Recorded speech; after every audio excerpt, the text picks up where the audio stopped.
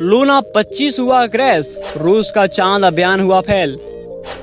रूस के अधिकारियों का कहना है कि चांद की फतह पर उतरने के लिए निकला रूस का लूना 25 स्पेसक्राफ्ट नियंत्रण से बाहर होने के बाद चांद की फतह पर क्रैश हो गया है। रूस की योजना चांद के दक्षिणी ध्रुव पर इस मानव रहित यान की सॉफ्ट लैंडिंग कराने की थी, लेकिन लैंडिंग से पहले कक्ष में खुद को स्थापित करने में आई तकनीकी दिक्कतों के बाद ये यान क्रैश हो गया। करीब 50 सालों में ये चांद के लिए रूस का पहला मिशन था। रूस के चांद की ओर स्पेसक्राफ्ट भेजने के लिए कुछ दिन पहले भारत ने भी अपना चंद्रयान 3 भेजा था। ये दोनों चांद के उस हिस्से में लैंडिंग करने वाले थे जहां आज तक कोई भी सफलतापूर्वक लैंडिंग नहीं कर पाया है। लूना 25 के क्रैश होने की खबरों के बीच भारतीय स्पेस रिसर्च ऑर्गेनाइजेशन इसरो ने कहा है कि भारत का चंद्रयान 3 23 अगस्त की शाम को चांद पर उतरने को तैयार है। रूस ने इस पर क्या कहा?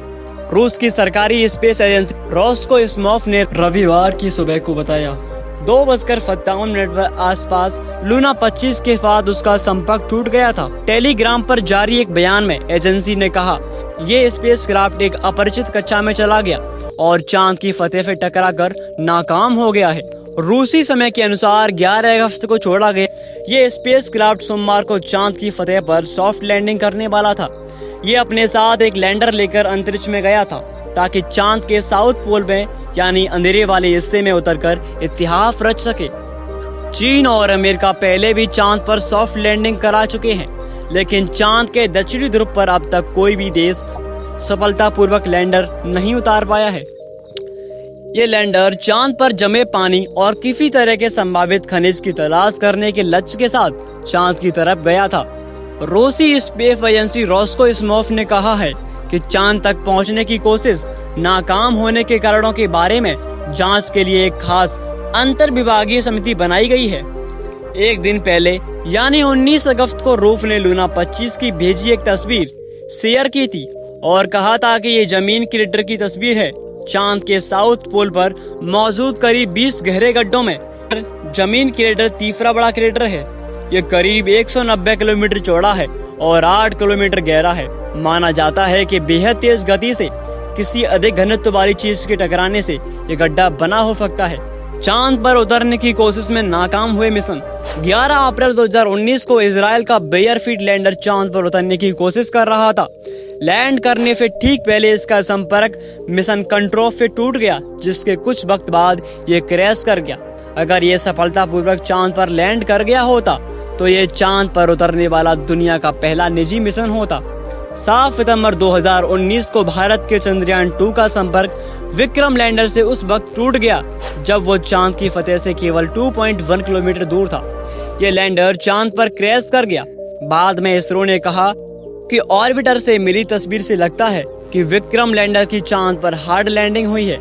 26 अप्रैल 2019 को जापान की हाकुडो आर मिशन ने कहा कि मिशन कंट्रोल सेंटर से लूनर लैंडर का संपर्क टूट गया है।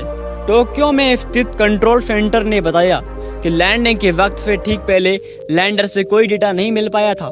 मिशन कंट्रोल ने बताया कि इस बात की काफी अधिक संभावना है कि चांद पर सॉफ्ट लैंडिंग करने गया इस बार लैंडर की हार्ड लैंडिंग हो गई है। चंद्रयान 3 पर नजरें।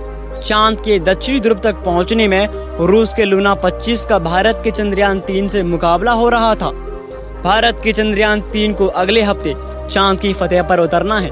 भारत का चंद्रयान 3 और रूस का लूना 25 अपने साथ एक लैंडर और एक रोवर लेकर अंतरिक्ष में गए थे। रूस ने 11 अगस्त 2023 को लूना 25 लॉन्च किया था। वहीं भारत ने 14 जुलाई को चंद्रयान 3 चांद के लिए रवाना किया था। जानकारी के अनुसार ये दोनों ही मिशन लगभग एक वक्त पर चांद पर अपना अपना लैंडर उतारने वाले थे, लेकिन अब लूना 25 के नाकाम होने के बाद सभी की निगाहें अब चंद्रयान 3 की सॉफ्ट लैंडिंग पर है। इधर जिस वक्त रूस के लूना 25 के क्रैश होने की खबर मीडिया में आ रही थी, लगभग उसी वक्त भारतीय स्पेस रिसर्च ऑर्गेनाइजेशन इसरो ने सोशल मीडिया पर बताया कि भारत का चंद्रयान 3 23 अगस्त की शाम 6:04 पर चांद पर लैंड करेगा।